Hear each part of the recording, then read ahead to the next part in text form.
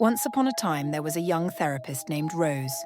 She was known for helping people who struggled with their minds, but she had never faced anything like what was coming her way. One day, a woman named Laura came to see Rose. Laura was terrified, her hands shaking, her eyes wide.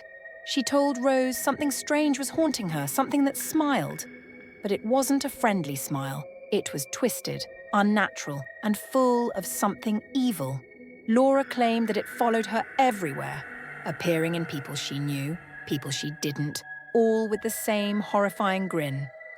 Rose tried to calm her down, saying it was just her mind playing tricks on her.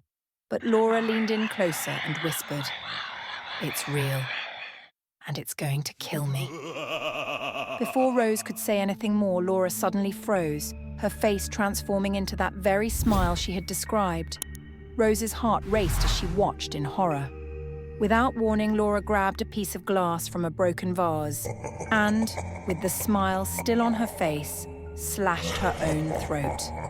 Blood poured onto the floor as Laura collapsed, leaving Rose in shock, unable to move. Days passed, but Rose couldn't shake the feeling that something was wrong. She began seeing things.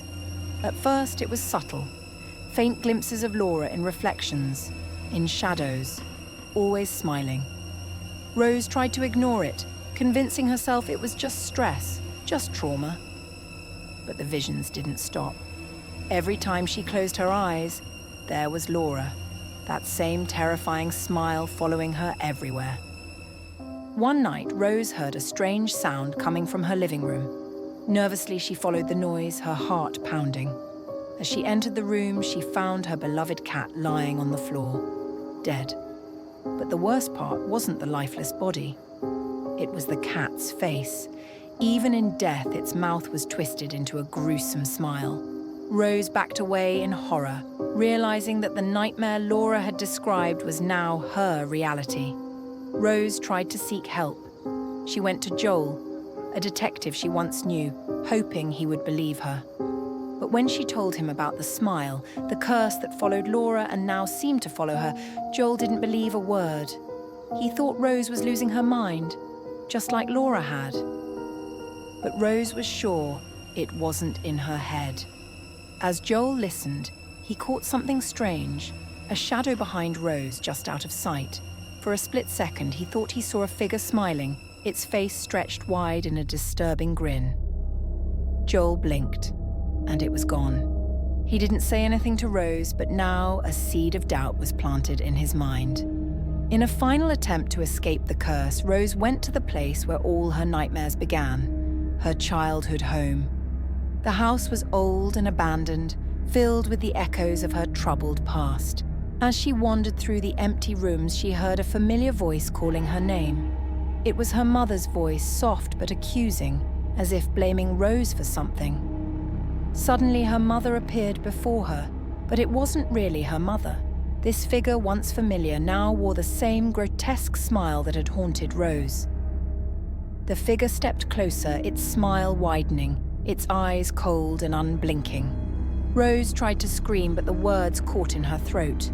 The thing that looked like her mother wasn't her at all. It was something far worse. Rose grabbed a lantern and, in a moment of desperation, threw it at the figure. Flames erupted, engulfing the creature in fire. The smile twisted even more, stretching into something inhuman as the house began to burn. Rose ran outside, gasping for air, thinking she had escaped. The house burned brightly behind her, flames licking the night sky.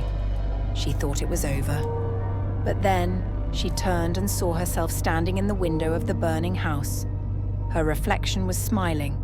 Not a normal smile, but the same cursed, sinister grin. In that moment, Rose realized the truth. She had never escaped. The curse had her now. It had always had her. In the final moments, Joel arrives at the burning house. He calls out for Rose, but when he looks up, he sees her standing inside, smiling at him through the flames. He watches in horror as the flames consume her. Joel stares, frozen as the house burns to the ground.